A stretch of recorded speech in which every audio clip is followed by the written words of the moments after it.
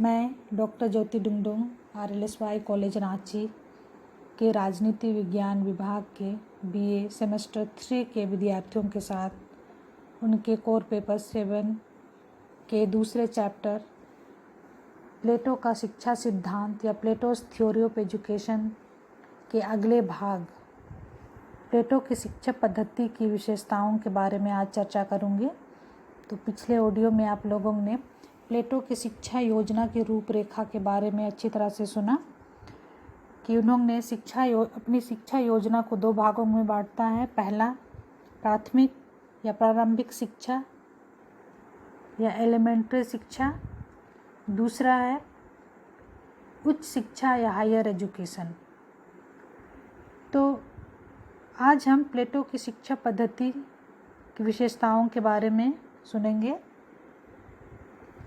तो प्लेटो की शिक्षा पद्धति की विशेषताएं हैं। पहला है प्लेटो की शिक्षा व्यवस्था का आधार मनोवैज्ञानिक है। इसमें मनुष्य आत्मा की स्वाभाविक प्रवृत्तियों को ध्यान में रखकर शिक्षा की व्यवस्था की गई है। दूसरा है प्लेटो की शिक्षा व्यवस्था का उद्देश्य जीवन के हर पक्ष का विकास करना है, जीवन के प्रत्येक पक्ष का विकास करना है। इसलिए उसने शारीरिक और आत्मिक दोनों ही प्रकार की शिक्षा की व्यवस्था की है। तीसरी विशेषताएं हैं प्लेटो ने अपनी शिक्षा पद्धति में सैद्धांतिक और व्यवहारिक दोनों प्रकार की शिक्षा पर समान बल दिया है और उन दोनों के लिए उसने विशेष प्रावधान किए हैं। सैद्धांतिक और व्यवहारिक दोनों प्रकार की शिक्षा के लिए विशेष रूप से प्रावधान किया है।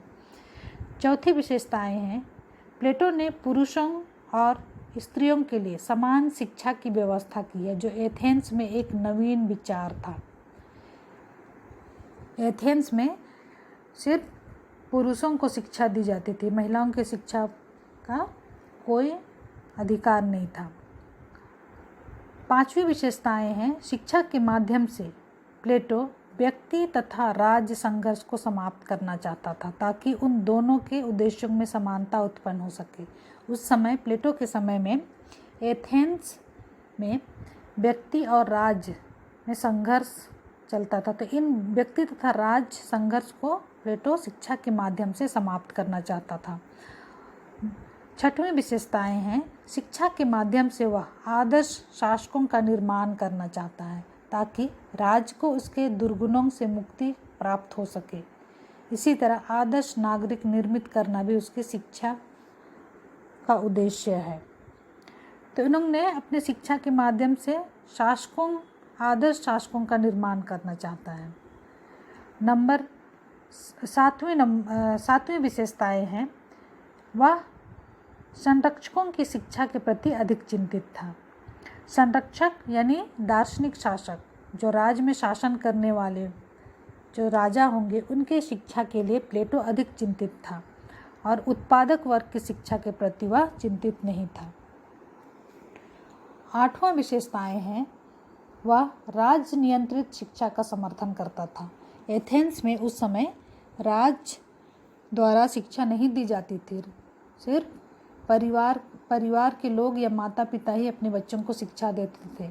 तो प्लेटो ने राज्य द्वारा शिक्षा दिया जाना चाहिए या राज्य नियंत्रित शिक्षा का समर्थन किया। 9वीं विशेषताएं हैं वह शिक्षा के नैतिक पक्ष को सबल बनाने के लिए साहित्य और कलाकृतियों के सृजन पर सत्य के नियंत्रण का समर्थन करता है। साहित्य और कलाकृतियों के सृजन पर नैतिक पक्ष को सबल बनाने के लिए। 10वीं जो विशेषताएं हैं वह शिक्षा को 2 भागों में बांटता है। पहला है प्राथमिक शिक्षा या एलिमेंट्री शिक्षा एजुकेशन, दूसरा है उच्च शिक्षा या हायर एजुकेशन। इस तरह प्लेटो ने शिक्षा को 2 भागों में बांटा है। 11वीं जो विशेषताएं हैं प्लेटो की शिक्षा व्यवस्था शासकों के प्रशिक्षण पर बल देती है, जिससे अज्ञानियों का शासन समाप्त हो सके। इस तरह प्लेटो ने अपनी शिक्षा व्यवस्था में पूरी तरह शासकों या राजाओं के प्रशिक्षण या शिक्षा पर अधिक बल दिया है, ताकि एथेंस में जो अज्ञानी शासक थे उसका अज्ञानी शासन का समाप्त हो सके। इस तरह मैक्सी ने कहा है कि प्लेटो की शिक्षा योजना अनेक दृष्टियों में आधुनिक लगती है। अब हम प्लेटो की शिक्षा योजना के दोष या आलोचना भी कह सकते हैं, जिसको थोड़ा देखते हैं। प्लेटो की शिक्षा योजना के जो दोष हैं, पहला है, प्लेटो ने शिक्षा योजना में उत्पादक वर्ग को शिक्षा में कोई स्थान नहीं दिया है। प्लेटो अपनी संपूर्ण शिक्षा व्यवस्था में शासक और सैनिक वर्ग को ही महत्वपूर्ण स्थान दिया है। यह पहली दोष थी। और दूसरी जो दोष थी, पाठ्यक्रम में गणित को आवश्यकता से अधिक महत्व और साहित्य की उपेक्षा की गई है। अपने जो पाठ्यक्रम है, शिक्षा की जो पाठ्यक्रम है, उसमें गणित विषय को अधिक महत्व दिया है और साहित्य की उपेक्षा की गई है। तीसरा जो दोष है, प्लेटो ने कवियों और कलाकारों को राज्य के नियंत्रण में रखने का प्रयत्न किया है, जिससे उनका स्वतंत्र विकास नहीं हो सकेगा। चौथा दोष है, शिक्षा कार्यक्रम बहुत लंबा और खर्चीला है। पांचवा जो दोष है, 35 वर्ष तक विद्यार्थी बने रहने वाले शासकों में प्रायः नवीन कार्य करने, आत्मनिर्भरता और स्वतंत्र कार्य करने की क्षमता निरुत्साहित हो जाती है। 35 वर्ष के बाद कुछ विद्वानों का कहना है कि 35 वर्ष के बाद विद्यार्थियों में शासक बनने या नवीन कार्य नए कार्यों को करने, आत्मनिर्भर बनने या स्वतंत्र कार्य करने की क्षमता लोगों में कम हो जाती है।